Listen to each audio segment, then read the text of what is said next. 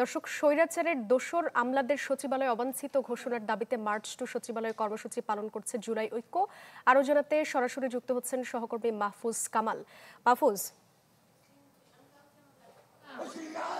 ঠিক শাহবাগ থেকে জুলাই ঐক্যের ব্যানারে সচিবালয় উপলক্ষে মার্চ ফর সচিবালয় কর্মসূচি পালন করা হচ্ছে। এই মুহূর্তে সচিবালয়ের সামনে আইন শৃঙ্খলা বাহিনী মার্চ ফর সচিবালয় কর্মসূচিটি ব্যারিকেড দিয়ে থামিয়ে দেওয়া হয়েছে। এখানে স্লোগান দিচ্ছে। আপনাদের সাথে কথা বলবো।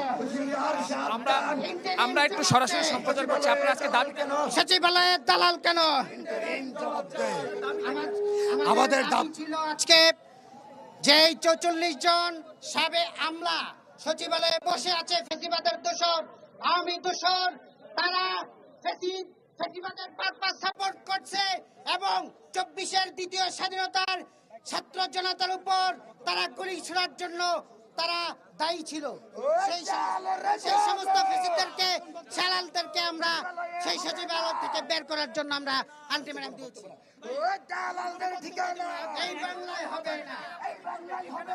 এখন হচ্ছে আমরা আমাদের একটা প্রতিনিধি দল ভিতরে যাবে, যেহেতু আমরা শান্তিপূর্ণ কর্মসূচি চাই এবং সরকারকে নিয়ে সহজভাবে যেভাবে করলে স্বাভাবিকভাবে এই সিদ্ধান্তে আসা যায়, সেজন্য আমরা শান্তিপূর্ণভাবে এখানে দাঁড়িয়েছি।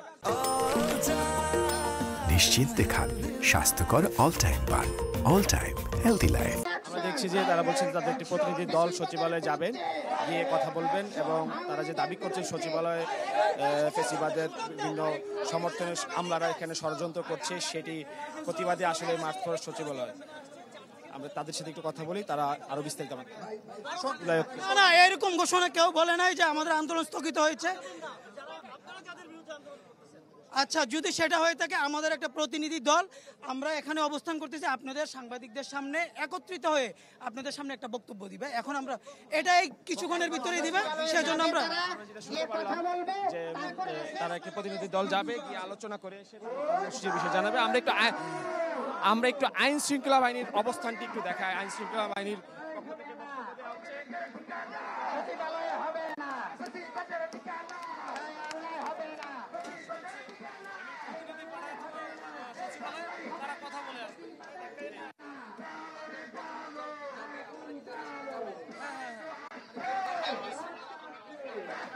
না মিছিল আকারে বা ওই যে বিক্ষোভ নিয়ে বা ওই যে সমাবেশ করে যাওয়া।